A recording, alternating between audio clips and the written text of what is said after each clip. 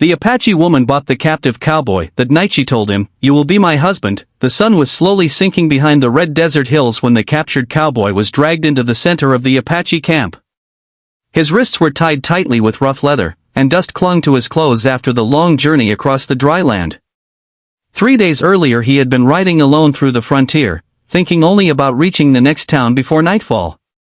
He never expected a group of Apache warriors to appear from the rocky hills like shadows. The ambush had been fast and silent. Before he could even draw his revolver, they had surrounded him. Now he stood in their camp, tired, thirsty, and uncertain about what his fate would be. The warriors pushed him forward while the rest of the tribe gathered to watch. Some looked at him with curiosity, others with suspicion. A few children whispered while pointing at the stranger in dusty boots and a torn cowboy hat. The cowboy tried to stay calm, but his heart pounded in his chest. Captured men in the wild frontier rarely lived long, and he knew it. The evening wind moved through the camp, carrying the smell of smoke from the cooking fires and the distant sound of horses tied near the edge of the settlement. Then something unexpected happened. From the crowd stepped a young Apache woman. She walked with quiet confidence, her dark hair tied with beads and her clothing decorated with traditional patterns. Unlike the others, her eyes were calm and focused. The warriors seemed to respect her presence, stepping aside as she approached the captive cowboy. She studied him carefully, as if judging something deeper than the dirt on his clothes or the rope around his wrists. Without raising her voice, she spoke to the warriors. Her words were firm and clear. After a brief moment of discussion, she brought forward several strong horses and valuable supplies as an offer. The warriors exchanged glances. What she was offering was not small. It was the kind of trade someone made only for something truly important. After a moment of silence, the leader of the warriors nodded. The cowboy felt the ropes around his wrists suddenly loosen. One of the warriors cut the leather ties and pushed him forward.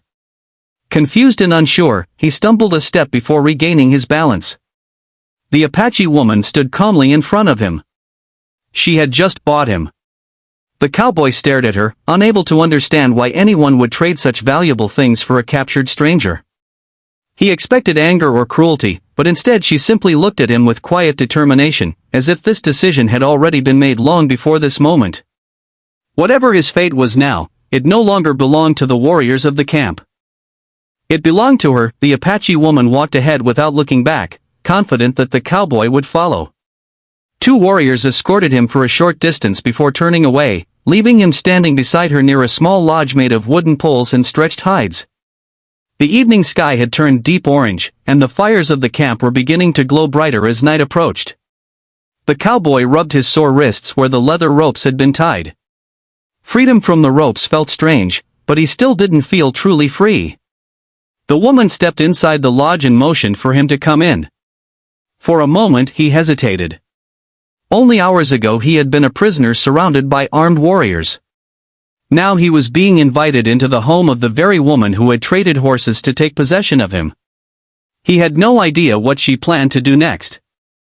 Inside the lodge, the air was warm and filled with the faint smell of smoke and dried herbs. She handed him a small bowl of water first. The cowboy drank it quickly, realizing how thirsty he had been after the long, exhausting days of captivity. Then she placed a simple meal in front of him, dried meat and bread. He ate slowly at first, still unsure whether this strange kindness was real. The woman sat across from him, quietly watching. Her expression was calm, but her eyes were sharp and thoughtful. She studied him like someone trying to understand a puzzle. The cowboy finally cleared his throat and spoke. "Why did you buy me?" he asked. His voice sounded rough from thirst and fatigue. The woman did not answer right away. Instead, she looked toward the small opening of the lodge where the last light of the sunset faded into darkness. Outside, the Apache camp had come alive with quiet sounds, children laughing, horses shifting their hooves, and the soft murmur of people talking around the fires. After a long moment, she finally spoke. Her voice was steady and strong. "You were going to die," she said simply. The cowboy blinked in surprise. He had suspected as much, but hearing it spoken aloud made it real. Still, her answer raised more questions than it answered. "So you saved me?" he asked cautiously. She tilted her head slightly, as if considering the words. "Not saved," she replied. "Chosen." The word hung in the air between them. The cowboy leaned back slightly, trying to understand what she meant. People didn't usually choose strangers captured in raids. It made no sense. Yet the calm certainty in her voice suggested that this decision had been carefully made. Outside, the stars were beginning to appear over the desert sky. The firelight flickered against the walls of the lodge, casting moving shadows around them. The woman looked at him again, her gaze steady. "You are safe here tonight," she said.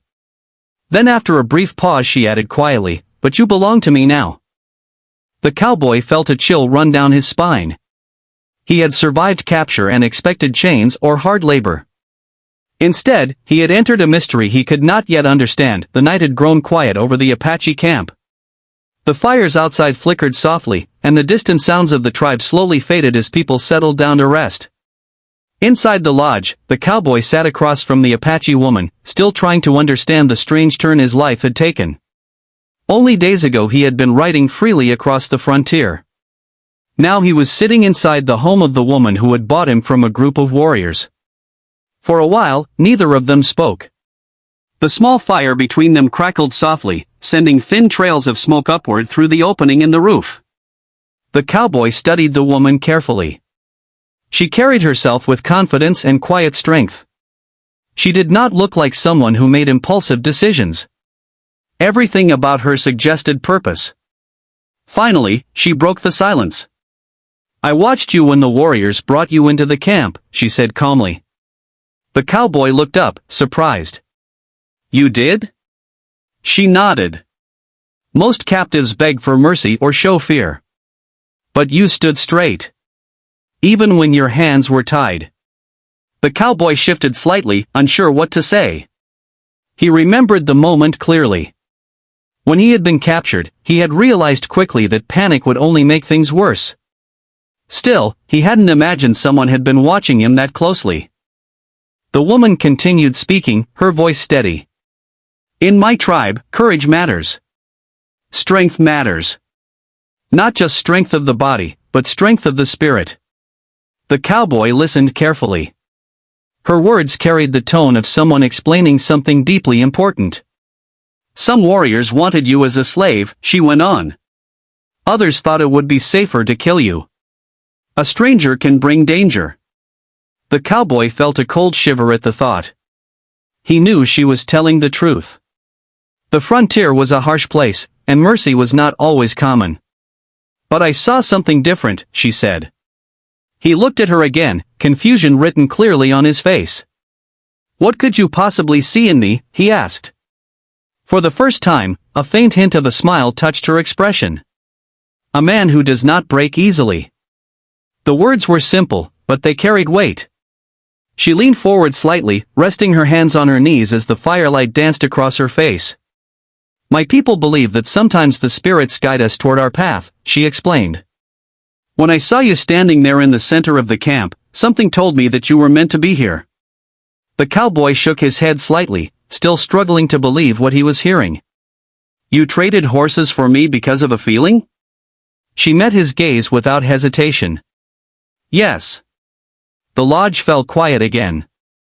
Outside, the desert wind moved softly through the camp, rustling the hides of nearby shelters. The cowboy leaned back, letting out a slow breath. None of this made sense to him. In his world, people didn't trade valuable horses for strangers based on instinct or destiny. But the woman sitting across from him clearly believed every word she was saying. And somehow, deep down, he felt that her decision was only the beginning of something he still did not fully understand. The night had grown deep and still. Outside the lodge, the Apache camp was quiet, with only the soft crackling of distant fires and the occasional sound of horses shifting in the darkness. Above the desert, the sky stretched wide and endless, filled with bright stars. Inside the lodge, the small fire had burned lower, casting a warm glow that moved gently across the walls. The cowboy sat silently, thinking about everything the Apache woman had told him. Her words about courage, destiny, and being chosen still echoed in his mind. None of it felt real. Just days ago he had been riding freely across the frontier, worrying about nothing more than reaching the next town. Now he was sitting in the home of a woman who had traded valuable horses to claim him as her own. He finally broke the silence. "I still don't understand," he said quietly. "You could have traded for anything, horses, weapons, supplies. Why me?" The woman looked into the fire for a moment before answering. The flames reflected in her dark eyes as if she were searching for the right words. "In my tribe," she began slowly, "a woman does not always wait for life to choose her path. Sometimes she chooses it herself." The cowboy frowned slightly, unsure where she was leading. She lifted her gaze and looked directly at him. There was no hesitation in her expression, no doubt. "When I saw you standing there in the camp, surrounded by warriors, you did not beg or cry for mercy. You stood like a man who accepts whatever comes." The cowboy shifted uncomfortably. "I didn't have much choice." She gave a small nod. "That is exactly why." For a moment, the cowboy simply stared at her, trying to read the meaning behind her words. Something about the way she spoke made it clear that this had never been about ownership or power. She leaned slightly closer to the fire, her voice calm but firm. "In my people's way, a strong family begins with a strong partner. A man who does not run from hardship." The cowboy felt his heartbeat quicken slightly. The direction of the conversation was becoming clearer, though he still struggled to believe it. The woman then looked straight into his eyes. "You are not my prisoner," she said. The cowboy blinked in surprise. Before he could respond, she continued.